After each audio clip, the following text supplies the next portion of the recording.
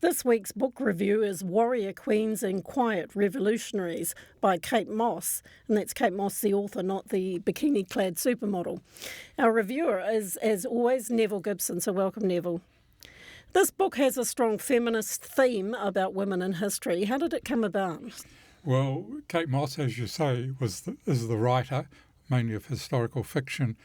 During the lockdowns, in 2021, she set off a Twitter sort of campaign. She wanted to know about well-known women who are famous, or not so much famous in history, but women who were exceptional in history but have been erased from history, wiped out. And she got a lot of names back, and to give these people recognition. And the book is really biographies of about 1,000 women that arose out of this campaign, and grouped into various things from writers and lawyers, artists, that sort of thing. So it's really essentially, it's a book of mini biography but done in a theme and wrapped around a personal story she has as well.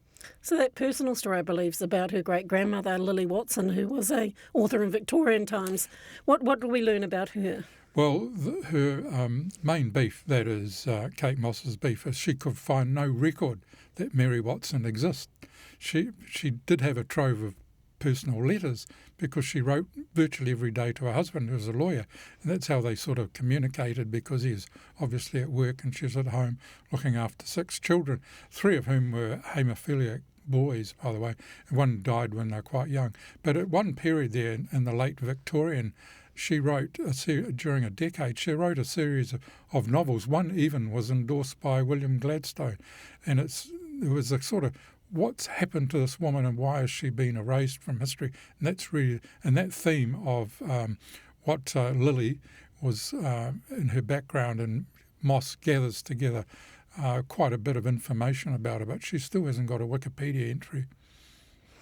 Your review talks about the Matilda effect. What is that? That is the erasing of women's achievements. Now, it's really started up with scientists, because women in scientific teams often made breakthroughs, but somehow the male leading the team, or the male, I think it happened to Ernest Rutherford, was accused of this. And so Kate Mosse picks up on this Matilda theme and moves it into other areas where she thinks that achievement of men in certain fields and professions basically were taken away from the women, and the men took the credit. As you mentioned, Mosse is primarily a writer of historical fiction. I think her best-known book was Labyrinth, wasn't it? How does she handle this non-fiction approach?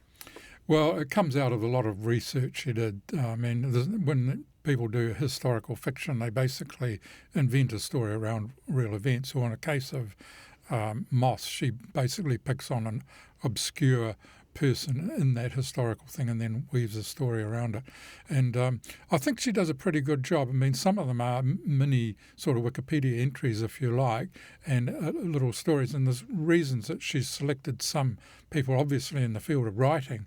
She doesn't put in Catherine Mansfield, for example, and she wants to spread it right around the world, not just focus on English speaking or even European ones. So there's a lot there about, like there's parallels with Joan of Arc's a good one to start with, female warrior, then martyred. And she found there were examples similar to Joan of Arc in Armenia, Tibet, places like that. So, that makes it an interesting read. It's not just a long list like reading an encyclopedia.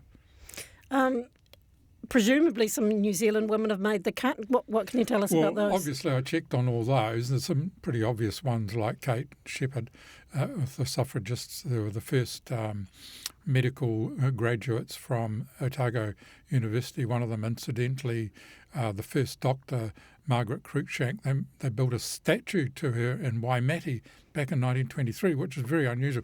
Very few female statues around, according to Kate Mosse. And then, of course, there's Jean Batten and Eva Rickard and Dame Fiona Cooper, because there's a lot in here about Indigenous activists, and they're linked in with similar people in Australia and Canada and other places where the imperial colonists arrived.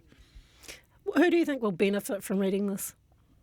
Well, I would say, apart from those just interested in this sort of part of history, women in history, because, it does have a lot of common and household names, but a lot of them aren't, of course. But I think for any young people, especially girls, this is a good start to say, well, this is what women have achieved.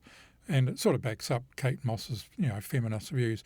It's an interesting thing that when she refers to Lily, she's a bit dismissive. She says when she identifies Lily's own identities, she says that she would identify as a mother, a wife, and a Christian, but not a woman. And I thought, ooh, that's a hard thing to say. So the book doesn't hold back on some fairly firm views. All right. Well, thanks very much for your time, Nevil Gibson. Thank you.